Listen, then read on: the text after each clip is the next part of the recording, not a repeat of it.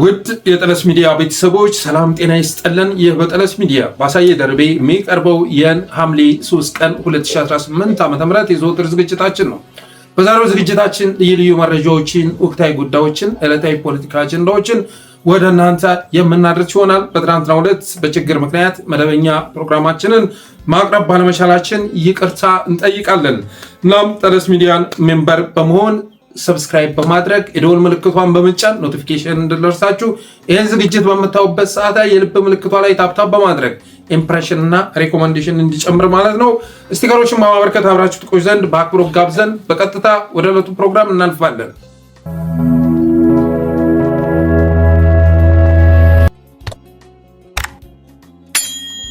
አንዳንድ የፖለቲካ ልሂቃን የኢትዮጵያን ችግር ኢኮኖሚካል፣ ፖለቲካል እያሉ ሊተነትኑት ወይንም ሊዘረዝሩት ይችላሉ። በበኩሌ ግን የኢትዮጵያን ፖለቲካዊ ችግር ዘርዝር በባል ጠቅላይ ሚኒስተሩ የሚል አጭር መልስ እሰጣለሁ። ሁለተኛውስ ችግር ምንድነው ብለው ካፋጠጡኝ ደግሞ አብይ አህመድ ብዬ በሌላኛው ስሙ ጠራዋለሁ። አዎ ኢትዮጵያ በተለያዩ ዘመኖች የተለያዩ ውጫዊና ውስጣዊ ችግሮችን አስተናግዳለች። በዚህ ዘመን ግን ዋነኛ ወይንም ብቸኛ ችግሯ አብይ አህመድ አሊ ይሰኛል። ችግሩን ከሰውየው ነጥለን በሐሳብ መልክ ስንገልጸው ደግሞ ፕሮስፐሪቲ ጎስፕል ተብሎ ይጠራል።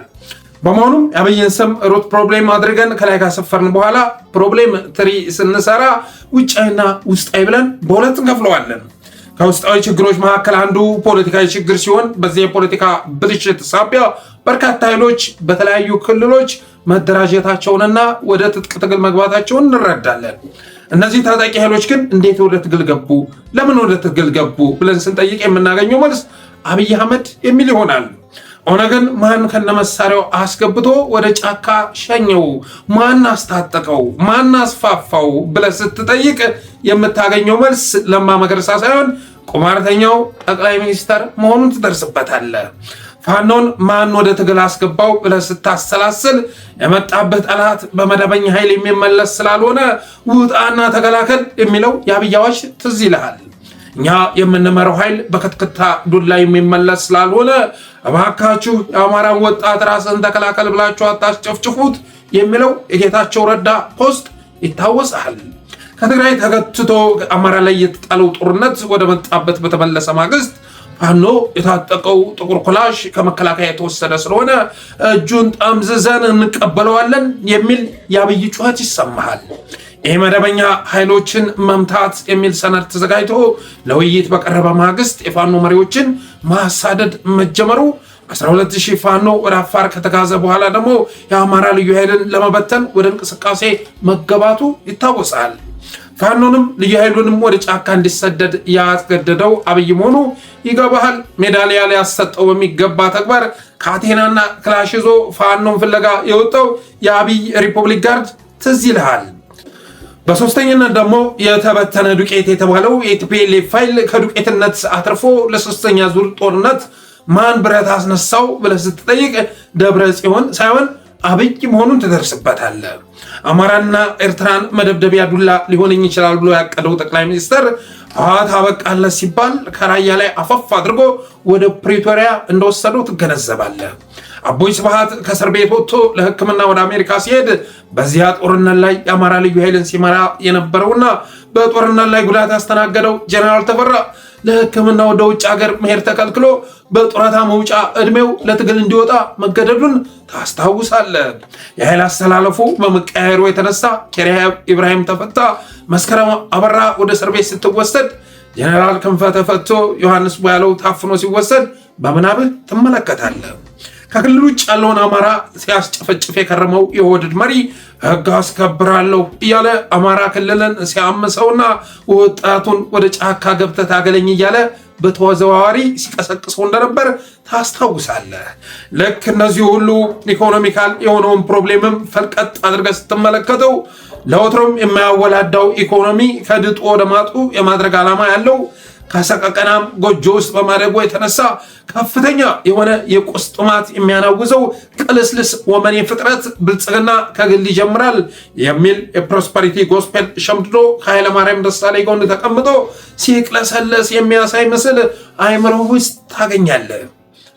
ይህም ራሱን ሰባተኛው ንጉስ በሚል ስም የሚጠራ ሰውዬ ወደ ስልጣን መጥቶ ለተወሰነ ጊዜ ያህል ህዝብን በቃላት ሲያደነዝዝ ከከረመ በኋላ በአመፅ የተዳከመው ኢኮኖሚ እንዲያገግም የሚያደርግ ሪፎርም ተግባራዊ በማድረግ ፈንታ ሀገሩን ትቶ ቤተመንግስቱን የሚያሳድስበትን 20 ቢሊዮን ብር ከዩናይትድ አረብ ኤምሬትስ ሲቀበል፣ ሆኖም ግን በ20 ቢሊዮን ብር የታደሰው ቤተመንግስት የልቡን ፍላጎት አልሞላለት ብሎ በ40 ቢሊዮን ብር ሳይሆን በ400 ቢሊዮን ብር ሌላ ፓላስ እየገነባው ነው እያለ ሲጮህ ተሰማዋል።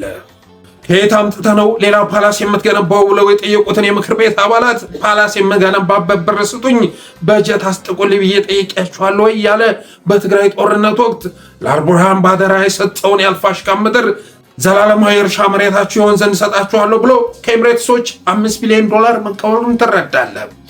ኢሳያስ አፈወርቂን ገርስሼ አሰብን አስመልሼ ለዲፒ ወርልድ አስረክባለሁ ብሎ 2 ቢሊዮን ዶላር መቀበሉን በዚያን ሰሞኑም በአንድ በኩል አልፋሽካን ለኤምሬትስ አልሰጥም ካለው የሱዳኑ አልቡርሃን ጋር፣ በሌላ በኩል ደግሞ አሰብን አላስነካም ካለው የኢሳያስ መንግስት ጋር ወደ ግጭት መግባቱ ልብ ይሏል።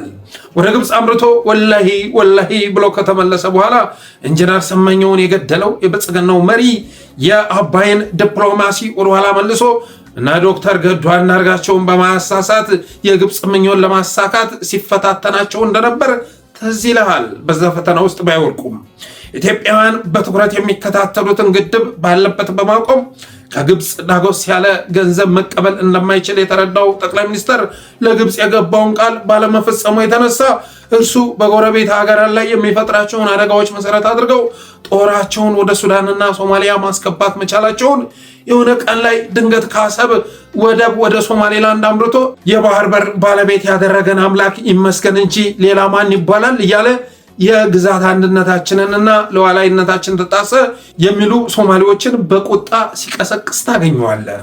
ከኤምሬትስ ጋር ያለውን ግንኙነት አጠናክሮ የጫካውን ቤተመንግስት የምጨርስበት ዶላር እስከሰጣችሁ ድረስ የምፈጽመው ተግባር የአፍሪካ ህብረት መቀመጫ የሆነችውን ሀገር ይመጥናልም አይመጥንም ብዬ ሳልጠይቅ፣ ስለ ሀገራት ሉዓላዊነትና የግዛት አንድነት ሳልጨነቅ፣ ዛሬ የምፈጽመው ተግባር ነገ ከነገ ወዲያ የሚያመጣውን አደጋ ምን ይሆን ብዬ ሳልጨናነቅ የምትፈልጉትን እፈጽማለሁ እያለ ዶላር ከተቀበለ በኋላ አሶሳ ላይ ሱዳንን በደም እያጨቀየ ለኤምሬትስ ወርቅ ለሚያቀብለው ለጃንጃዊድ ሚሊሻ የጦር ቤት መስጠቱን ከሮይተርስ ዘገባ ላይ ታነባለ። ይህን በጆኖሳይድ የሚከሰስ ኃይል በስውር ከመደገፍም አልፎ ከኢትዮጵያ በሚነሱ ድሮኖች ካርቱም ድረስ ዘልቆ እየገባ ድብደባ መፈጸሙን በዓለም አቀፍ ሚዲያዎች ሲዘገብ ታዘባለ። በሶማሌላንድ በኩል የገቡ ወታደራዊ ተሽከርካሪዎችንና ከባድ መሳሪያዎችን የሀገር ውስጥ አማጽያንን በማያስፈራራ መልኩ ይሄ የምታዩት ወታደራዊ ሎጂስቲክ የኔ ስለሆነ ከሰሞኑን ድባቅ እመታችኋለሁ እያለ በጠራራ ፀሐይ ጭኖ በአሰሳ በኩል ለሄሚቲ አቀብሎ መመለሱን ቤል ዩኒቨርሲቲ ጥናት መረጋገጡን ትሰማለህ። ይሄ ማተኛ መሪ ከራሱም አገር አልፎ ቀጠናውን በግጭት በሚያተራምስበት ወቅት የኢትዮጵያን ካዝና ተራቅቶ የመንግስት ቢሮ በሙሉ በሙሰኛ አመራር ተሞልቶ የህዝብና አገር ባዶ እጁን እስኪቀር ህዝብና አገሩ ባዶ እስኪቀር ድረስ ተበልቶ የኢትዮጵያ ኢኮኖሚ ተንኮታክቶ በመካከለኛ የኑሮ ደረጃ ውስጥ የነበረው ህዝብ ከድህነት ጠለል በታች ውስጥ ገብቶ የለጉርስ ፈላጊው ቁጥር 30 ሚሊዮን ሞልቶ 6 ሚሊዮን የሀገር ውስጥ ተፈናቃይ ወደ መጠለያ ገብቶ ኢትዮጵያ የሀገር ያለህ የመንግስት ያለህ እያለች መቃተት ከያዘች ዓመታት ቢቆጠሩም ችግረኛን መመልከትም ሆነ ስለ ችግር ማውራት ነገቲቭ ኤነርጂ አትራክት ማድረግ ነው ብሎ የሚያምነው መሪ ወደ ሚዲያ ካልሆነም ደግሞ ወደ መድረክ ብቅ ባለ ቁጥር አብዝቶ የሚደጋግመው መፎክር በመንግስት ደረጃ ሙስና የለም፣ ኢትዮጵያን ከመበልጸግ የሚያግዳት ምድራዊ ኃይል የለም፣ ቀን መሪዎችን የላከው መሪ ሰማዩን ከፍቶላታል፣ እደጊ ተመንደጊ ብሎ መስኮቱን በርግዶላታል፣ ጨለምተኞችን ጨለማዋ ጠንቢሉም መቼም እንዳይጨልም ሆኖ ነክቶላታል ማለትን ነበር ምርጫው ያደረገው። ኢትዮጵያ ሲኦል ሆነችብን ለሚለው ጮት ገነት ማለት እኮ ላይን የሚማርክ አበባና ለአፍንጫ የሚጥም ሽታ ያለበት ለምለም ስፍራ ነው። እናም ኢትዮጵያ ሲኦል ሆነች የሚሉ ሰዎች ከገነት ኮፒ አድርገን አዱ ገነት ላይ የተከልነውን አበባና ጽጌረዳ ማሽተትና መመልከት የማይችል የስሜት ሕዋሳት ያላቸው ናቸው እያለ ያሾፍ ነበር። እንዲያብኖ ግን እንደ አመራር ከጠቅላይ ሚኒስትሩ አንስቶ አብዛኛው የብልጽግና አመራር የቢሊዮን ዶላር የሚያንቀሳቅስ ሪል ስቴትና ካምፓኒ ባለቤት መሆናቸው አይቀርም። እንደ መንግስት ግን ካዝናው መራቆቱ አልቀረም። ያም የካዝና መራቆት ለመንግስት ሰራተኛ ደሞዝ መክፈል እንዳይቻል የሚያደርግና አመፅ የሚያጓድድ መሆኑን የተረዳው ጠቅላይ ሚኒስትር የበጀት ጉድለቱ ለኤሚሬትስ የባሌንና የአዲስ አበባ መሬት በመቸብቸብ ካልሆነም ደግሞ ግብር በመሰብሰብ የሚሸፈን አለመሆኑ ሲረዳ ኢትዮጵያን እንደ ሀገር ለአይኤምኤፍ ለማስረከብ ተገደደ። ለዚያም ነው የሁሉም ኢትዮጵያዊ ችግር ምንጭ አብይ አህመድ ነው ማለታችን። ሌላውን ተውትና ብልጽግና እንኳን ወደ ድሮ የኢህአዴግ አስተሳሰብ ተመልሶ ፓርቲው እንዳይታደግ እንቅፋት የሆነበት አብይ ከሚባል እብቅ መሪና ፕሮስፐሪቲ ጎስፔል ከሚባል ውዳቂ አስተሳሰብ ላይ በመውደቁ የተነሳ ነው። ወደ አብዮታዊ ዲሞክራሲ ዘመኑ ተመልሶ ኪራይ ሰብሳቢነት፣ ቦናፓርቲዝም፣ ጥልቅ ተሃድሶ፣ ሂስና ግለሂስ እያለ እንዳያንቧችር ያደረገው ተሃድሶ የሚያስፈልገው ለበሰበሰ ስርዓት ነው። ብልጽግና ደግሞ ኢትዮጵያን ከበሰበሰ ችግሯ ያወጣ ዘንድ ከሰማይ የተላከ መንግስት ነው። ሂስና ግለሂስ እያሉ ችግር መዘርዘርም ኔጌቲቭ ኤነርጂ እንደመሰብሰብ የሚቆጠር ነው እያለ ወደ ማጥ ይዟቸው ከሚሄድ ቅዥቢ መሪ መዳፍ ላይ በመውደቃቸው የተነሳ ነው። የሆነ ሆኖ እያንዳንዱን ችግር በጥልቀት ተመልክቶ መፍትሄ በማስቀመጥ ፈንታ ሰማይ ተከፍቷል፣ መና ዘንቧል እያለ እውነቱን ሲሸመጥጥ የቀረበው በታሪክ ታይቶ የማይታወቅ ጉስቁልናን እያከፋፈለ ስለ ብልጽግና የሚያወራው ቅዥቢ መሪ በየትኛውም ቃላት የማያድበስብሰው በፖዘቲቭ ኤነርጂ የማይመክተው በአበባና ድምላይት የማይደብቀው ብለው አጸፋ የሚል መልስ የተሰጠው አደጋ ከየአቅጣጫው እየጎረፈበት ነው። የፕሮስፐሪቲ ጎስፔል ሲሸመድድ እያንዳንዱ ሰው ራሱን መሻት እንዳለው የዘነጋው እሱ ጠቅላይ ሚኒስተር ሆናለሁ እያለ ሲመኝ፣ ሌሎችም የራሳቸው ምኞት እንዳለው ዘንግቶ እኔ ጠቅላይ ሚኒስተር ሆናለሁ ያልኳቸው አሁን የቤተ መንግስት ጥበቃ ሆነዋል ሲል የተሰማው ለሌሎች ስቃይ ያከፋፈለ በሲሳይ ውስጥ ሲንፈላሰስ የከረመው ጠቅላይ ሚኒስተር አደጋን የዘራ አደጋን እንደሚያጭድ፣ ጸጋን የበተነ የጸጋውን ፍሬ እንደሚወስድ ቢረሰውም ካብቱም ድረስ ሂዶ የደበደባቸው ዛሬ ኩርሙክን ተቆጣጥረው አሶሳን እየቃኙ ነው። የወርቅ ማዕድኖችን ለመቆጣጠር እየቧደዱ ነው። እናትና አባቴ ድሃ መሆናቸውን ተናግሬያለሁ። ነገር ግን አንድም ቀን በድህነት ኖሬ አላቅም። እናቴ መኪና የላትም። እኔ አንድም ቀን በእግሬ ሄጄ አላቅም። ጠዋት ጠዋት ስነሳ እናቴ ሂድና ስኳር ገዝተና ትለኛለች ከሱቅ። እኔ ስኳር ለመግዛት ከቤታችን ስወጣ ቀጥ ብዬ ሱቅ ቤት አልሄድም። ከቤታችን ጎን ልክ ከደረጃ ወርጄ ጎን ላይ ጎራልና በር ከፍታለሁ። በኢማጂኔሽን ማለት ነው። በር ከፍትና ራሴ ከከከከ አድርጌ ያስነሳለሁ ቁልፍ። እስከ ሱቅ ድረስ ድምጽ እያወጣው እስከ ሱቅ ቤት ድረስ ድምጽ እያወጣው እያልኩ እየነዳው እሄዳለሁ። ሱቅ ቤትም ዘው ብዬ አልገባም። ፓርክ አድርጌ መኪናዬን ሱካሬን ገዝቼ ባለፉት 20 ምናምን ዓመታት ከኔ ጋር ሰርቶ እኔ ባለሁበት ቦታ ቆይቶ እኔ ጠቅላይ ሚኒስትር እንደምሆን የማያቅሰኝ። ለምሳሌ በባድመ ውጊያ ጊዜ አካባቢ የነበሩ ሰዎች በሙሉ ያውቃሉ ጠቅላይ ሚኒስትር ለመሆን እንደምሰራና እንደምሆን ከነሱ ውስጥ አንዳንዶቹ ጠቅላይ ሚኒስትር ሲሆን አንተ ጥበቃዬ ትሆናለህ ያልኳቸው ሰዎች ዛሬ ጥበቃ አባላት ነው ከኔ ጋር ይሰራሉ። ባህር ዳር፣ ደሴ፣ ጎንደርና ደብረ ብርሃን ካልሆነም ደግሞ አድዋና መቀሌ ላይ መኖር የናፈቃቸው ኃይሎች ክረምቱን ተከትለው ወደ መሃል አገር ሊመጡ እየተጠቃቀሱ ነው። አብይ አህመድና የብልጽግና ባለስልጣናት ለማንኛውም ጎንን ማሳረፊያ ማዘጋጀቱ አይከፋም ብለው ወደ ኤሚሬትስ ሲደውሉ ወርቅ አሳፍሳችኋለሁ፣ ወደ ባስ ጨብጣችኋለሁ እያልክ ቢሊዮን ዶላር ስትቀበል ከርመህ ወዴት ነው የምትሸሸው? ስለዚህ ቀልዱን ተውና ወጥረህ ታገል መባሉ እየተሰማ ነው ከኤሚሬትሶች በኩል። ትናንት ለጃን ዳዊት ሚሊሻ የጦር ቤዝ በመገንባት ከኤሚሬትስ የሚመጡ መሳሪያዎችን ተቀብሎ በመስጠት ቅጥረኛ ሰራዊቶችን በማሰማራት ሱዳንን ሲረብሽ የከረመው አገዛዝ ዛሬ የሱዳን አጋሩ በሱዳን አርሚ ድባቅ ተመቶ አርሚ 7 ወደ አሶሳ ሊገባ ድንበሩ ላይ ዱብ ሲል እየታዘብን ነው። በፖዚቲቭ ኤነርጂ የባህር በር ባለቤት መሆን ይቻላል በሚል አስተሳሰብ ስለ አሰብና ምጽዋ ሲያወራ የከረመው አገዛዝ በቡሬ በኩል ሲጠበቅ የነበረው የጽምዱ ኃይል ባልታወቀ መስመር ወደ አፋር ምድር ገብቶ እንደ ሆርሙዝ ሰርጥ የሚቆጠረውን መንገድ ሊቆርጥብኛል ይችላል በሚል ስጋት እየናወዘ ይገኛል።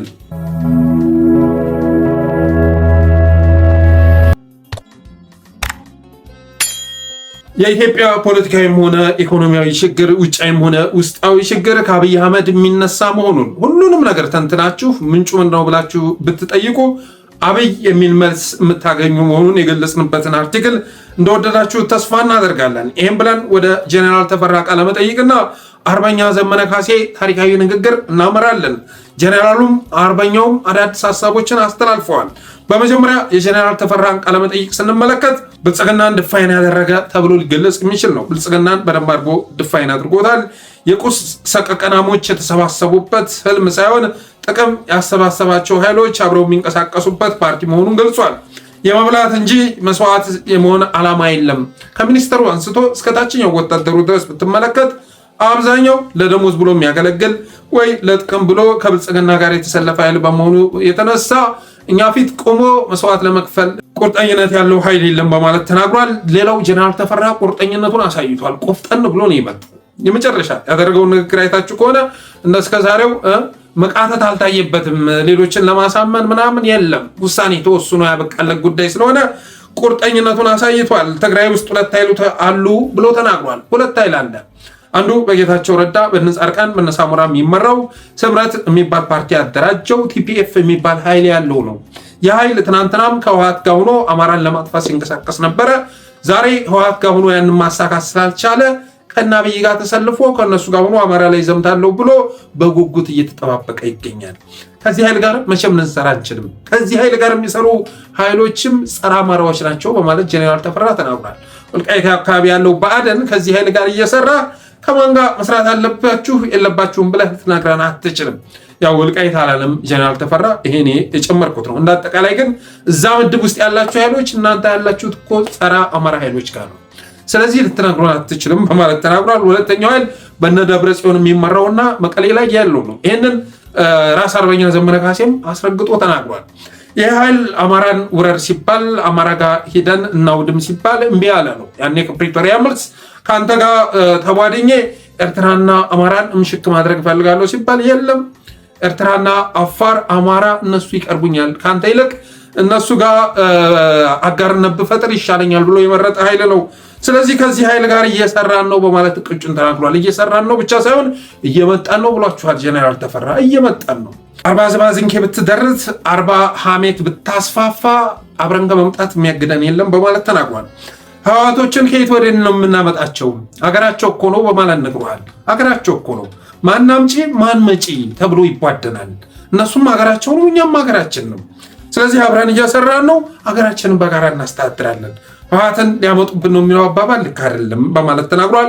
ውሳኔውን በድሮን ለምናልቀው ለእኛ ተውልን፣ ህዝባችንንና ህልውናችንን ለማስከበር የሚያስችለንን እናደርጋለን በማለት ያለምንም ማቅማማት ያለምንም መሽኮርመም ተናግሯል ጀነራል ተፈራ። እውነቱን ነው።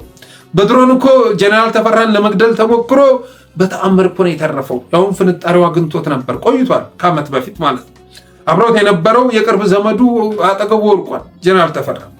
ከዛ በኋላ ስንት ጥቃት ተፈጸመ፣ ስንት ከበባ ተፈጸመ፣ ስንቱን ጣሱት በእግዚአብሔር ረድኤትነት፣ ስንቱን አደጋ አለፉት። ስለዚህ ለእኛ ተውልን። ይሄ ደግሞ እነሱ ላይ የሚፈጸም ጥቃት አይደለም፣ አማራን ለመታደግ በመንቀሳቀሳቸው የተነሳ ነው። ይሄ ሁሉ የድሮን ድብደባ የሚፈጸምባቸው ስለዛ ነው። እናንተን አጥፍቼ አማራን ማጥፋት ፈልጋለሁ የሚል ኃይል ነው። ስለዚህ ከማን ጋር መስራት እንዳለብን የምንወስነው እኛ ምድር ላይ ያለነው ነው። ድሮን የሚዘንብብን ጥይት የሚርከፈከፍብን እና የአማራን መከራ ተሸክመን የምንዞረው ነን። የህልውና አደጋውን እንቀለብሳለን ብለን የምንንቀሳቀስ ኃይሎች ነን። ስለዚህ በጠማማ አይምሮ ውጭ ላይ ተቀምጣችሁ ከከሌ ጋር ስራ ከከሌ ጋር አትስራ ልትሉን አትችሉም በማለት ጀነራል ተፈራ ተናግሯል። ፖዚቲቭ የሆነ ድጋፍ መስጠት ትችላለህ። ከዛ ውጭ ግን ትግል አክሻፊ የሆነ መንፈስ ይዘህ ያንን መንፈስ ወደ ትግል ሜዳ ልታመጣው አትችልም በማለት ቅጩን ተናግሯል። ጀነራል አለምሸት ኢንስፔክሽን አድርጎ ነበር አለ። ኢንስፔክሽን በጦር ውስጥ የኢንስፔክሽን ስራ አድርጎ ነበር እና በዛ ጥናት ውስጥ ያረጋገጠው ያለ ድሮን ያለ ጀት አንድ እንኳን ተራራ መቆጣጠር የሚችል ሰራዊት እንደሌላቸው አረጋግጧል። ተዋጊ ሰራዊት እንደሌላቸው አረጋግጧል። በከንቱ ነው ጦሩን እያስበሉት ያለው በማለት እንደዛ የሚል መረጃ ሰጥቷል። አብይንም ገልጾታል። የኢትዮጵያ ዳር ድንበርና ክብር በአብይ ዘመን ሊከበር አይችልም። አብይ አገር ሉዓላዊነት፣ እልቂት፣ ድህነት የሚያሳስበው መሪ አይደለም። አልፋሽቃን ለሱዳን፣ ጋምቤላን ለደቡብ ሱዳን፣ አፋርን ለጅቡቲ ያስረክበው ማነው በማለት ጠይቋል። የአፋር የጅቡቲ ድሮኖች አፋርን የሚደበድቡት እኮ በብልጽግና ፍቃድ ነው። ሰሞኑን ስለሰጣቸው ነው። አልፋሽቃን የሸጠው አብይ ነው። ጋምቤላን ለደቡብ ሱዳን የሰጠው የአንድ ወረዳ ስም እስኪቀየር ድረስ ያደረገው አብይ ነው። የትግራይ ህዝብ እግሩ እስኪነቃ ድረስ ቢጓዝ ከአማራ በላይ የሚመስለው የሚቀርበው ወገን አያገኝም ማለት ነው።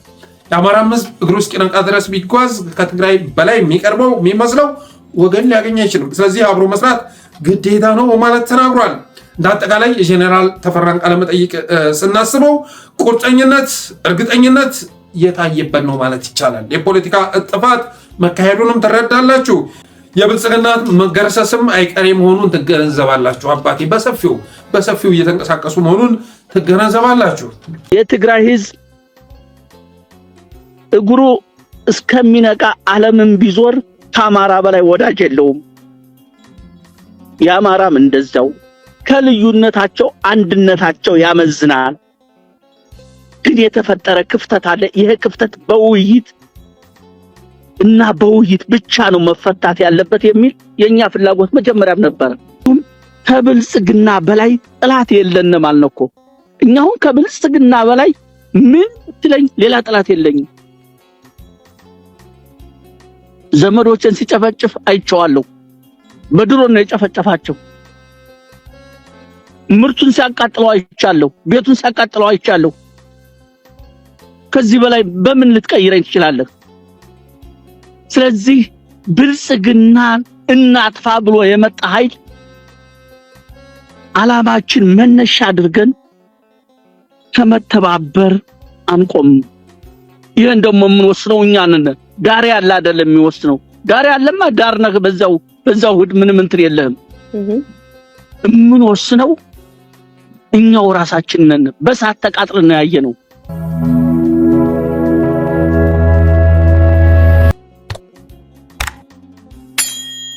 ዘመነ ቱርክ ሄዶ ነበር። በነገራችን ላይ ባለኝ መረጃ በአንድ ወቅት ቱርክ ደርሶ ነበር የዛሬ 3 ወር 4 ወር። ሌላው የራስ አርበኛ ዘመነ ካሴን መከሰት ወይም መገለጥ ይመለከታል። አርበኛ ዘመነ የት ነው እየተባለ ሲጠየቅ ነበር። እኩሉ መቀሌ ነው ያለው ይላል እና ኤርሚያስ ለገሰ ደግሞ የለም ቱርክ አካባቢ ታይቷል ይላሉ። እኩሉ ኤርትራ አካባቢ ታይቷል፣ ለተወሰነ ጊዜ ኤርትራ አካባቢ ሲንቀሳቀስ ነበር ይባላል። የለም ካርቱም ነው ብሎ ሌላኛው መልስ ሲሰጥ ካይሮም ታይቷል የሚል መረጃ ይመጣል። ካምፓላም ገብቶ ነበር ሲባል ነበረ። በመንፈስ ነው የማይገባበት ከተማ አለ እንዴ? የማይገባበት ከተማ የለም። ደመና እያስጋለቡ ከአንዱ አገር ወደ ሌላ አገር ሲያንቀሳቀሱት ነበረ እና አርበኛ ዘመነ የት ነው እየተባለ ሲጠየቅ ነበር። ምክንያቱ ይገባናል። የብልጽግና ድሮኖች እየፈለጉት ነው። ብልጽግና ያለ የሌለ ኃይሌን አስተማርቼ ከብቤ አስበላዋለሁ የሚል አስተሳሰብ ነበረው። የሆነ ሰዓት ላይ ከሱዳን አንዳንድ ነገር ጭኖ እየመጣ ነው የሚል መረጃ ደርሷቸው ቋራ አካባቢ አገር ምድሩን ቀውጤ አድርገውት ነበር። ቀውጤ አድርገውት ማለት ነው እና ዘመነ ካሴን ለመብላት ብልጽግና 24 ሰዓት ያለበትን ቦታ እየቆፈረ ይገኛል። የአማራ ትግል ደጋፊ የሚመስሉ ወገኖችም የት ነው ያለው? ለምንድን ነው ብቅ የማይለው? ያለበትን ቦታ ለምንድን ነው የማይገልጸው? እያሉ ሲጠይቁ ነበር። እኛም መልስ ስሰጥ ነበር። አርበኛ አስረስ ያለበትን ቦታ አስታውቃላችሁ ወይ? ሌሎች አርበኞች ያሉበትን፣ ደረጀ በላይ ያለበትን፣ ሀብቴ ወልዴ ያለበትን፣ መከታው ያለበትን፣ ምሬ ወዳጆ ያለበትን ታውቃላችሁ ወይ እያልን ስንጠይቅ ነበረ እና በትናንትናው ዕለት ግን በሺህ የሚቆጠር ኃይል አሰልፎ እንዲህ በሚል ንግግር ተከስቷል። ይህ ትግል የህዝብ ትግል ነው። ይህ ትግል ለአማራ ህዝብ የሚደረግ ትግል ነው። መነሻችንም መድረሻችንም ህዝባችን ነው። ምድራዊው እግዚአብሔራችን ህዝብ ነው። ይህን እግዚአብሔር አይኑን መጠንቆል ያስቀስፋል። በስህተት እንኳን ህዝብን የሚያስቀይም ነገር እንዳትሰሩ። በቀጠለ ጥረትና ብዙ ድካም በዚህ በእኛ ዘመን ተሳክቷል። የአማራ ህዝብ የአማራ ፋኖ ብሔራዊ ንቅናቄን ፈጥሯል። ይህ ተቋም መድህናችን ሆኖ ወደምንፈልገው ግብ ያደርሰን ዘንድ በየዘርፉ የተሳሉ ፖሊሲዎች አሉት። የተቋማችን የመጀመሪያውና ቋሚ ፖሊሲያችን ራስን መቻል፣ ራሱን ያልቻለ አንገት የሚያቅፈው የለውም። ስለዚህ የህዝቦች ውስጣዊ አንድነት፣ የድርጅታችን አፋብን ጠንካራ ውስጣዊ አንድነት እጅግ አስፈላጊ ነው። የህዝባችን አንድነት የመተንፈስ ያክል ፍጹም አስፈላጊ ነው። የተበተነ ህዝብ ነጥሎ የሚበላውን ጠላት ከየአቅጣጫው ይጋብዛልና። ሁለተኛውና ተያያዥ ፖሊሲያችን ከራስ መቻል ላይ የመነጨ ከሌሎች ጋር የሚደረግ የተመረጠ በጎ ትብብር ነው። የተሰላና የተጠና ትብብር ሁል ጊዜ አስፈላጊ ነው። ጥቅምህን በሚስጥር ኪስ ይዘህ የሌላን ወገን ጥቅም ሳትነካ የራስህንም ሳታስነካ መተባበር ሁሌም ልክ ነው። ስለዚህ በአጭርም በረጅምም እንተባበራለን።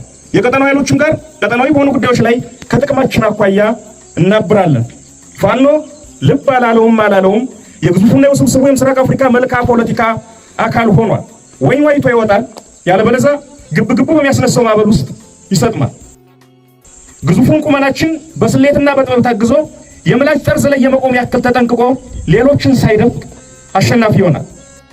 ከዚህ አኳያ በተለይ ከቅርብ ጊዜ ወዲህ የሚስተዋለው ግርግር አማራውን ብቻውን ለማቆም የሚደረግ ሩጫ። በእርግጥ ማንም ኃይል መተማመኛው የራሱ አቅም ነው። የማይሸሽ የማይለወጥና የማይነቅስ የራስ አስተማማኝ አቅም ነው። ይህም ሆኖ አማራ ባለም ፊት ቆሞ ብቻውን ገለባብጦ ተራራውን ሜዳውን ተራራ እንዳላደረገ ሁሉ የአማራ ትግል ተነጥሎ የቆመለት ይከስማል የተባለ ይመስል ይህ ሁሉ ግርግር ፋኖን ብቻውን ለማቆም ነው።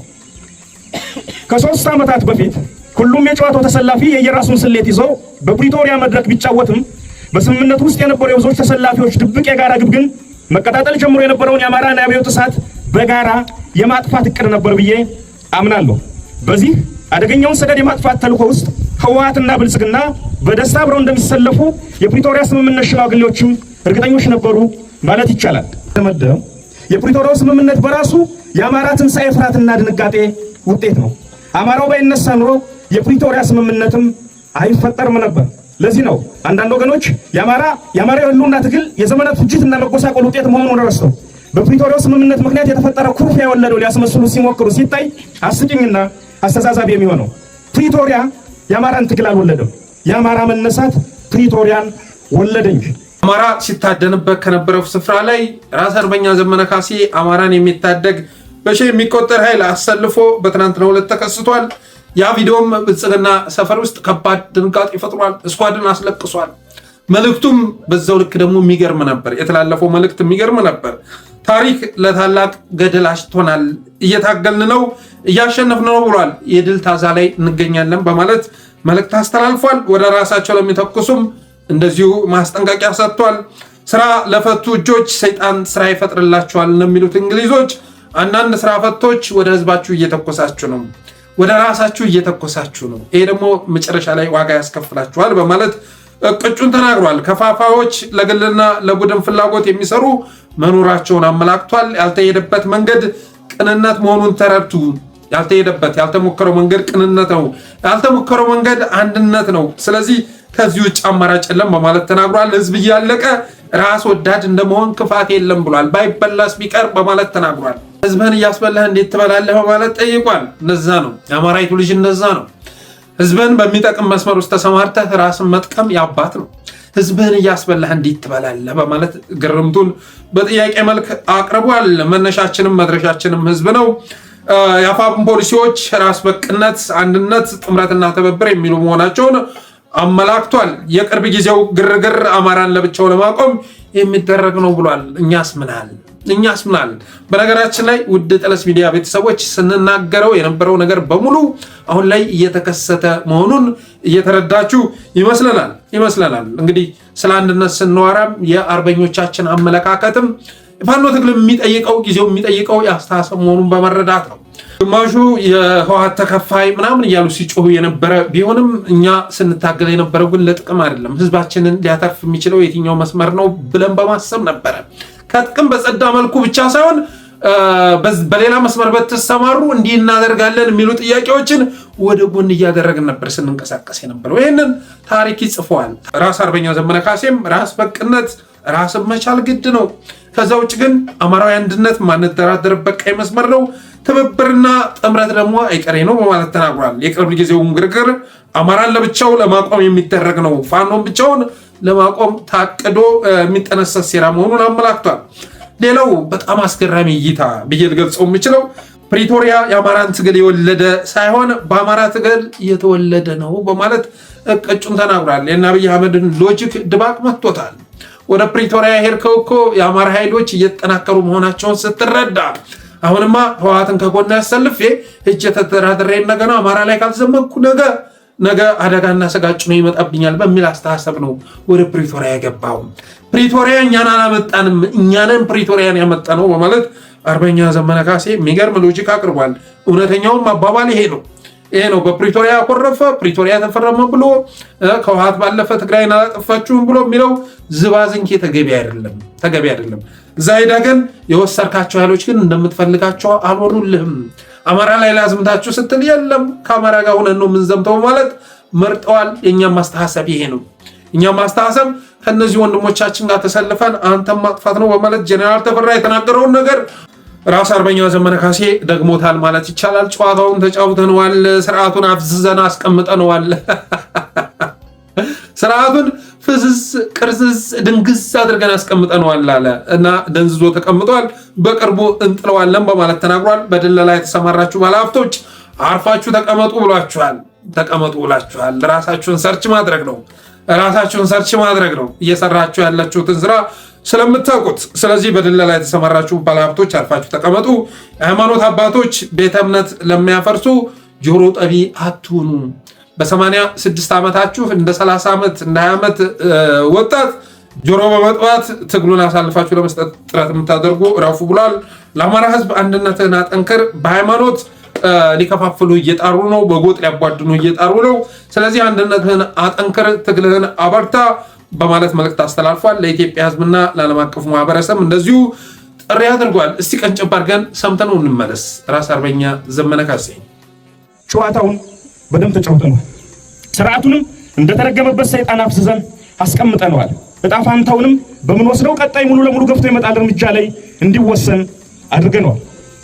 የዚህ ትብብር ስኬትና ውድቀት ግን የሚቀጥሉት ብዙ ዓመታት የእርስ በርስ እልቂት ወይንም ሰላምና ልማት ማለት እንደሆነ ሁላችንም ልንገነዘብ ይገባል። በዚህ አጋጣሚ ባለሀብት ነን የምትሉና ይህን ትግል ለማፍረስ በድለላ የተሰማራችሁ ወገኖች ታው ከፀሐይ በታች የምትሰሩት እያንዳንዱ ስራ ይታወቃል። እንኳን ከህዝብ ከጎረቤት ተጣልቶ መኖር ይቸግራልና አስቡበት። አርፋችሁ ስራችሁን ስሩ። ሁሌ የምናገረው አንድ አባባል አለ። የአማራን ጠላቶች ማግኘት ከፈለግ ራስ አርበኛ ዘመነ ካሴ ጫንቃ ላይ ታገኛቸዋለህ። የአማራን ጠላቶች ተሰባስበው በአንድ ላይ ማግኘት ከፈለግ ራስ አርበኛ ዘመነ ካሴ ትከሻ ላይ ፈልጋችሁ ሁሉንም ማለት ትችላለህ። ሐሳውያን የሚባሉት የዜማውያን የሚባሉት ሐሳውያን የዜግነት ፖለቲካ አቀንቃኞች በዋናነት የሚዘምቱት ማን ላይ ነው ካልክ ራስ አርበኛ ዘመነ ካሴ ላይ ነው የሚዘምቱት። በዋናነት ዘመቻቸው የሚያነጣጥረው እሱ ላይ ነው። ባዕዳናውያን ሆድዳውያን ዋነኛ ታርጌታቸው ዘመነ ካሴ ነው። ስኳድ ብትል ስምረት ብትል ስኳድና ስምረት በነገራችን ላይ የተለያየ አሰላለፍ ውስጥ ያሉ እንዳይመስሏቸው። ስኳድና ስምረት ሁለቱም ጸረ አማራዎች ናቸው። ሁለቱም ማለት ነው። ሁለቱም ደግሞ ከጸረ አማራ በላይ ጸረ ጎንደር ናቸው። አሁን በግልጽ እየታየ እኮ ነው የሄዱበት ያለው መንገድ ለጎንደር ምን ያህል ጥፋት አዝሎ እየመጣ እንደሆነ እየታየ ነው። እና እነዚህ ሰዎች ስኳድን ብትል ስምረትን ብትል አብንን ብትል ሁሉም በዋነኝነት ትኩረት የሚያደርጉት ማን ላይ ነው? ራስ አርበኛ ዘመነ ካሴ ላይ ነው። የብልጽግና ኡስታዞች የብልጽግና ዲያቆኖች ጭምር ዘመቻ የሚከፍቱት ማን ላይ ነው? ራስ አርበኛ ዘመነ ካሴ ላይ ነው። እነዚህ ኃይሎች ደግሞ በአጠቃላይ ጸረ አማራዎች ናቸው ማለት ትችላለህ። የዜግነት ፖለቲካ አቀንቃኞች አሁን ላይ የኦነግን ፖለቲካ ይታገሉታል እንዴ? አይታገሉትም እኮ። የሚታገሉት የኦሮሞን ብሔርተኝነት አይደለም፣ የትግራይን ብሔርተኝነት አይደለም። እነሱ የሚታገሉት የአማራ ብሔርተኝነትን ነው፣ እስክንድርን ጨምሮ ማለት ነው። የአማራ ብሔርተኝነትን በስጋት የሚመለከቱ ናቸው። በዚህ ሐሳውያንን ብትል ኢዘማውያን፣ ባዕድናውያን፣ ኦወዳውያን፣ ስኳድ፣ ስምረት፣ አብን እነዚህም ሁሉ የብልጽግና አገልጋይ የሆኑ ፓስተሮች፣ ኡስታዞች ሁሉ በዋናነት አማራን በመታገል የሚታወቁ ናቸው። እነዚህ ሰዎች ደግሞ አማራን ሲታገሉ በመጀመሪያ ደረጃ ትኩረታቸውን ያደረጉት ራስ አርበኛ ዘመነ ካሴ ላይ ነው። ሌሎች አርበኞችም ላይ ጭምር ነው እና ራስ አርበኛ ዘመነ ካሴ ጀነራል ተፈራ ማሞ ሰሞኑን ቆፍጠን ብለው ያለምንም መሽኮርመም ያለምንም መቅማማት እውነቱን ስለተናገሩ እየመጡበት ያሉትን መንገድ ስላመለከቱ ጫጫታው ራሱ እንደ ድሮ አይደለም። አባቴ ጫጫታ የሚበራከተው ተቃውሞ የሚበዛው ስትቅለሰለስ ነው። ቆፍጠን ብለህ ሀሳብህ የማይቀየር መሆኑን ከተረዱ ስጋታቸውን ወደ እውነት እየተቀየረ መሆኑን ካረጋገጥክላቸው መንጫጫታቸውን ያቆማሉ። በሌላ አቅማቸው አንተን ከማጥፋት አይመለሱም። ከዛ ውጭ ግን ጫጫታው ትርጉም እንደሌለው የተረዱ ይመስለኛል። መሪዎቹ ውስጥ ግን አሁንም ከብልጽግና ጋር ለመደራደር የሚንደፋደፉ በርካቶች ናቸው። በተለይ ደግሞ ከሰሜኑ ጋር ያለውን ትብብር የሚቃወሙ ኃይሎች የብልጽግና ኃይሎች መሆናቸውን ተረዱ። የፋኖን ትግል ተራራ ላይ ተሰቅሎ እንዲቀር ማድረጊያ መንገዱ ከሌሎች ተነጥሎ ለብቻው እንዲቆም ማድረግ ነው። ለብቻው ቋቁምከው በክላሽ እየገባ ዞን ላይ ከፍ ሲል ዞን ላይ እየገባ የሆነች ኦፕሬሽን ፈጽሞ ከመውጣት ባለፈ ማስተዳደር የሚችልበት ሁኔታ የለም። ይሄን ደግሞ አብይ ይፈልገዋል። ራስ ክልል ውስጥ እየገባ ባንክ ብትዘርፍ ብትል ግድ አይሰጠውም አብይ አህመድ። 4 ኪሎ የሚያደርስ ግን አቅም ሊገነባ አይችልም የሚል አመለካከት አላቸው። ስለዚህ ከሌሎች ኃይሎች ጋር ያለውን ጥምረት ማበላሸት ያስፈልጋል። ያን ካረግን 50% የፋኖን ትግል ለፍሬ እንዳይበቃ እናደርገዋለን። ተራራ ላይ ተሰቅሎ እንዲቀር እናደርገዋለን። 50%ቱን ደግሞ ምስራቅ ጎጃም፣ ምዕራብ ጎጃም፣ ደቡብ ወሎ፣ ሰሜን ወሎ እያልን በመከፋፈል ደቡብ ጎንደር፣ ሰሜን ጎንደር እያልን በመከፋፈል እናዳክመዋለን ነው አስተሳሰቡ። ስለዚህ በኔ ፋኖ ትግል ደጋፊ ነበርኩኝ። ዛሬ ግን ከህወሓት ጋር ምናምን ሲባል ያለፈውን የወደቀውን እናመጣለን ሲባል አይቼ ተከፋው የሚሉ ሰዎችን ስታው ንፍሮ ይዛችሁ ለቅሶ ድረሷቸው። ጸረ አማራዎች ናቸው እንደዛ የሚሏቸው ኃይሎች ትናንትናም የፋኖ ደጋፊዎች አይደሉም። ነባራዊ ሁኔታ ይረዳሉ። አብይ አህመድ እኮ መንግስት ነው። በትሪሊየን የሚቆጠር በጀት የሚያስተዳድር መንግስት እኮ ነው። ልማት ምናምን ጥንቅር ብሎ ቢቀር የማያሳስበው መንግስት እኮ ነው። ያንን በጀት እኮ ሙጥጥ አድርጎ ለወታደራዊ ጉዳዮች ለጦርነት ከመዋል የማይመለስ መንግስት ነው። ይህንን ግብስብስ ታዲያ ለማስወገድ ከሌሎች ኃይሎች ጋር መተባበር ግድ ነው። ግን በአጠቃላይ የራስ አርበኛ ዘመነ ካሴንም የጀነራል ተፈራንም ቃለመጠይቅ ስንመለከት በቁርጠኝነት እና በትብብር በአንድነት መንፈስ እየመጡ መሆናቸውን ተረዳላችሁ። በእርግጥም አርቢ ሰባ ዛሬ ኩርሙክ ላይ እያደባ ነው። አባቴ አርሚ ሰባ ኩርሙክ ላይ እያደባ ነው። አብይ አህመድ ትናንትና አርኤስኤፍን አሶሳ ላይ ማሰልጠኛ የጦር ቤት ሰጥቶ ሱዳንን ሲዋርብ ነበር፣ ካርቱም ድረስ እየገባ ዛሬ ኩርሙክ ያሉ የወርቅ ማሳዎችን እየተቆጣጠሯቸው ይገኛሉ። ምን ማድረግ ይችላል አብይ አህመድ? አቅም የለውም። ከነሱ ፊት የሚቆም ሰራዊት የለውም። ስለዚህ አርሚ ሰባ ኩርሙክ ላይ እያደባ ነው። አርበኛ ዘመነ መተከል ላይ እየተከማሸረ ነው። አባቴ ስንጨፈጨፍበት ከነበረው ቦታ ላይ የምንከበርበት ማድረግ ችሏል። ጀነራል ተፈራ ሸዋ ላይ ሆኖ ሸገርን እየቃኘ ነው። ይህን ያውቃሉ ብልጽግናዎችም። በታሪክ ታይቶ የማይታወቅና አገዛዙን የሚደፍቅ ኤሊት ፎርስ ሌሎችንም አካቶ እየሰነጣጠቀው ሊያልፍ ትዕዛዝ በመጠባበቅ ላይ ይገኛል። ይሄ ደግሞ የቀናት እድሜ ቢቀረው ነው። ቤኒሻንጉል ከአገዛዙ ቁጥጥር ውጭ ወጥቷል። ወደድክም ጠላህም አቋሄ ነው። እስካሁን ድረስ ትግራይና አማራ ከአገዛዙ ቁጥጥር ውጭ ወጥተው ነበር። ሶስተኛው ክልል ተጨምሯል። ቤኒሻንጉል ጉሙዝ ክልል ከብልጽግና ቁጥጥር ውጭ ወጥቷል። በዛ በኩል አርሚ ሰባ፣ በዚህ በኩል ራስ አርበኛ ዘመነ ካሴ አስበዋል። አርኤስኤፍ ኩርሙክ ላይ ሆኖ የኢትዮጵያ ኩርሙክ ላይ ማለት ነው ዜጎችን ሲደፍር የነበረው ባለፈው ተቀጥቅጦ ከሞት የተረፈው አሶሳ አካባቢ እያለከለከ ይገኛል። እና ክልል ከተሞች ዞኖች ሲቀሩ አብዛኛው አካባቢ ግን በፋኖች እና በቲዲኤፍ ቁጥጥር ስር ገብቷል ማለት ይቻላል። ሶስተኛ ክልል ነፃ ወጥቷል። መተከል ላይ ነው በሺ የሚቆጠር ፋኖ የተመረቀው። ባህር ዳር ላይ እንዳይመስልህ፣ ጎንደር ላይ እንዳይመስልህ አባቴ፣ መተከል ላይ የአማራን ህልውና እናከስምበታለን ያሉት ቦታ ላይ ነው ራስ አርበኛ ዘመነ ካሴ የአማራን ህልውና የሚታደግ በሺ የሚቆጠር ወጣት አሰልፎ የተከሰተው። ከዚህ በላይ ድል አለ እንዴ? ከዚህ በላይ ስኬት አለ እንዴ?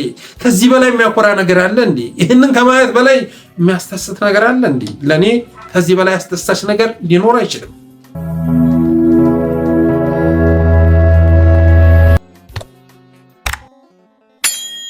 ሌላው ማሞ ምህረቴ ሰሞኑን ተከስቷል። ማሞ ምህረቴ ስለ ኢኮኖሚ ሪፎርሙ በአንድ ሚዲያ በኩል ብቅ ብሎ ተናግሯል።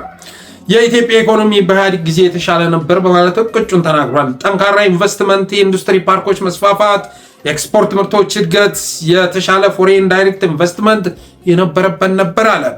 ባለሀብቶች በስርዓቱና በሀገሪቱ ላይ እምነት ነበራቸው። ትግራይ ጦርነት ጋር ተያይዞ የአይኤምኤፍ የኢኮኖሚ ሪፎርም ማሻሻያን ተግባራዊ ካደረግን በኋላ ግን የኢንቨስተሮችን እምነት ሸርሽሮ አዳክሟል አለ። ኢንቨስተሮች በእኛ የነበራቸውን እምነት አጥተው ለቀው ወጥተዋል። ካምፓኒዎችና ኢንቨስተሮች ጥለው ወጥተዋል። ስራ አጥነት ተስፋፍቷል። የኢትዮጵያ ኢኮኖሚም ከማጡ ወደ ድጡ ሆኗል። ቀጣይነት ያለው የኢኮኖሚ ፖሊሲ እንድናጣ አድርጎናል አለ። የትግራይ ጦርነት ለአይኤምኤፍ እጅ እንድንሰጥ አድርጎናል። ይህም ይጸጽተኛል በማለት እቅጩን ተናገረ።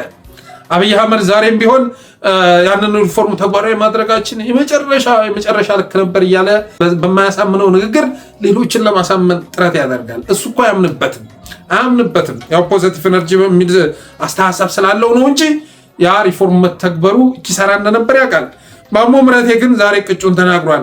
የትግራይ ጦርነት ለአይኤምኤፍ እጅ እንድሰጥ አድርጎናል፣ ይህም ይጸጽተኛል በማለት ተናግሯል። አሁንስ ትግራይ አማራ ጋር ጦርነት እየተካሄደ አይደለም እንዴ? ማሞ ምህረቴ ሪፎርሙን ተግባራዊ ከተደረገ በኋላ ራሱ የተወሰነ መሻሻል እንዳይኖር ያደረገው እኮ ያ ጦርነት የቀጠለ መሆኑ ነው።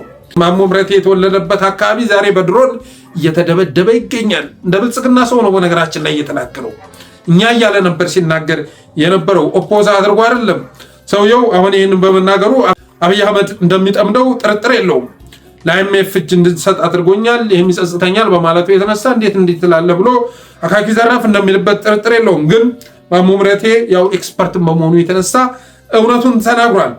ሌላው እንግዲህ አብይ ጋር የሰራ ሁሉ መጨረሻው ጸጸት ነው።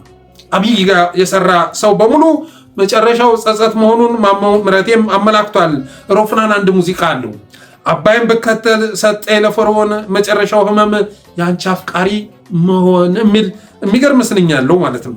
እኔ ደግሞ አብይን ብከተል ሰጠኝ ለኤምሬት መጨረሻው ጸጸት ከብድ ጋር መደነስ ስላለው ለብልጽግና ሰዎች ሮፍናን አባይን ብከተል ሰጠኝ ለፈርዖን መጨረሻው ህመም የአንቺ አፍቃሪ መሆን እንዳለው ለብልጽግና ሰዎች አብይን ብከተል ሰጠኝ ለኤምሬት መጨረሻው ጸጸት ከብድ ጋር መደነስ ማለት እንወዳለን። አሳዛኙ ነገር አብይ ከትግራይ ጋር ወደ ጦርነት መግባቱን ረስቶ ሌላ ጦርነት ከአማራ ጋር እያካሄደ ቢሆንም ማሞ ምህረቴ ግን አሁንም ኢትዮጵያ ጦርነት ውስጥ መሆኗን ረስቶታል። ቀጣይ ደግሞ ከኢትዮጵያ ኃይሎች ጋር መጠነ ሰፊ ጦርነት እየመጣለ ነው። ከኢትዮጵያ ኃይሎች ጋር ከትግራይ ጋር ብቻ እንዳይመስልህ፣ ከኢትዮጵያ ኃይሎች ጋር ከቀጠናው ኃይሎች ጋር ያን ጊዜ የአብይ ኢኮኖሚ ማሻሻያ ሙሉ ለሙሉ ኢትዮጵያን ኮላፕስ እንደሚያደርጋት ጥርጥር የለውም። ይሄ ነገር ህዝባችንም ላይ አደጋ የሚያመጣ በመሆኑ የተነሳ የምንመኘው ባይሆንም ግን በቀጣይ ደግሞ ከቀጠናው ኃይሎች ጋር ጦርነት ሲካሄድ የኢትዮጵያ ኢኮኖሚ ምን ደረጃ ላይ ሊደርስ እንደሚችል መገመት የሚከብድ አይደለም። ሆርሙዝ ይታነቃል በቅርቡ። ሆርሙዝ ስለ የኢትዮ ጅቡቲ መስመር ይታነቃል። ይህንን ብልጽግና ያውቃል። ዛሬ ከአማራ ክልል በላይ ብልጽግና እየተንቀጠቀጠ ያለው ሲያስበው የሚጨንቀው የኢትዮ ጅቡቲ መስመርና የአሶሳው ጉዳይ ነው። አባቴ የአሶሳን ጉዳይ ሰዎቹ አሶሳንም ከመቆጣጠር አልፈው የአባይን ግድብ በቅርብ ርቀት እያዩት መሆኑን ተረድቷል። የአባይን ግድብ በቅርብ ርቀት እያዩት መሆኑን አብይ አህመድ ተረድቷል። በነገራችን ላይ የአባይ ግድብ በባለቤትነት አንጻር ከመዘን ነው ከአብይ ይልቅ ለደብረ ጽዮን ይቀርባል። ደብረ ጽዮን የማስተባበሪያ ጽሕፈት ቤት ኃላፊ ነበር አይደለም? አንድ ወቅት እሱ ነበር የሚያስተባብረው ማለት ነው። ቢያንስ ባለቤቶቹ ነው አስጀምረውታል። ይሄ ከሃዲ እኮ የሜጋዋት ቁጥሩ እንዲቀንስ አድርጎ የአባይ ግድብ መሐንዲስን ገሎ ትናንትና ወላሂ ብሎ ከተመለሰ በኋላ እኮ ግድቡን ለመሸጥ ጥረት አድርጎ ነበር። የማይሆን ሆነበት እንጂ የኢትዮጵያውያን ትኩረት እንዳረፈበት ሲረዳ የትኛውንም ቃል ከመብላት ስለማይመለስ ካዳቸው እንጂ ግብጾችን እኮ አሳልፎም ለመስጠት እንደ አልፋሽካ አቅዶ ነበር። ያ ግድብ ግን አሁን ላይ በልጆቹ እይታ ውስጥ ይገኛል። አባቴ እና ራስ አርበኛ ዘመነ ካሴ መተከል ላይ ሆነው እያስተዋሉት ይገኛሉ። በተረፈ በቅርብ ጊዜ ውስጥ አዳዲስ ለውጦች መከሰታቸው የሚቀር አይደለም። ይህንንም ጀነራል ተፈራ መጥቶ በተናገረ ማግስት ራስ አርበኛ ዘመነ ካሴ መከሰቱ በትግራይም በኩል እየተደረገ ያለውን ንግግር ስትመለከት በቅርብ ጊዜ አብይ አህመድ ላይ መዓት የሚያዘንብ ክረምት ጭነው እየመጡ መሆናቸውን ትረዳላችሁ።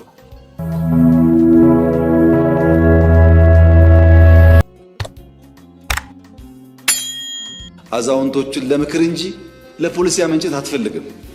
እውነቴን ነው፣ ምክር ብቻ ነው።